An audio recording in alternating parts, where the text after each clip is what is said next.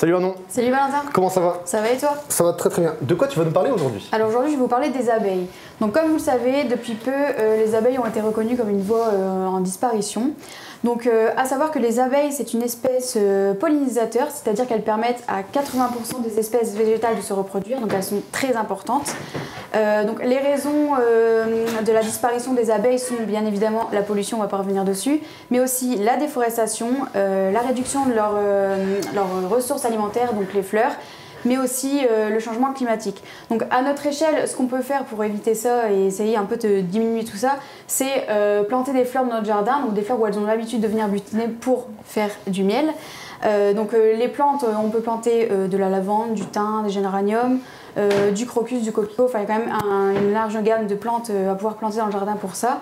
Ce qu'on peut faire également, c'est penser à leur fournir de l'eau dans notre jardin, mettre un petit bac d'eau. Donc oui, ça peut être bizarre, mais les abeilles boivent chez nous. On peut dire non aussi aux pesticides, donc ne surtout pas mettre de pesticides sur nos plantes parce qu'elles peuvent mourir à cause de ça.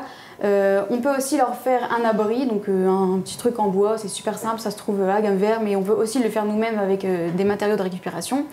Et on peut aussi parrainer une ruche. Donc pour parrainer une ruche, c'est super simple, il faut aller sur internet, il y a énormément de liens pour ça, donc c'est super facile à faire et ça ne coûte rien.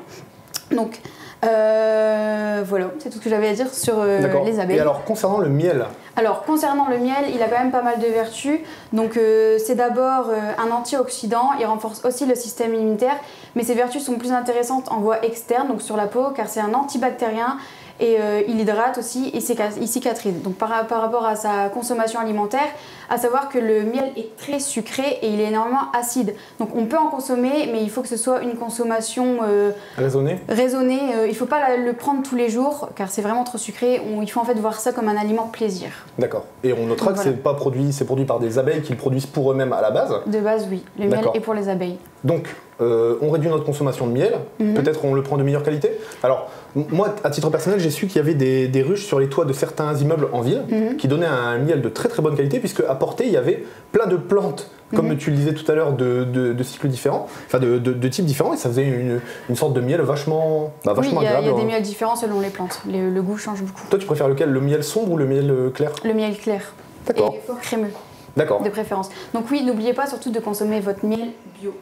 Et local de préférence. D'ailleurs, dans le sud d'Artois, on a la ferme des Noisetiers à Metz en Couture qui vend du miel. Ah bah voilà. Donc voilà. On dira Metz en Couture.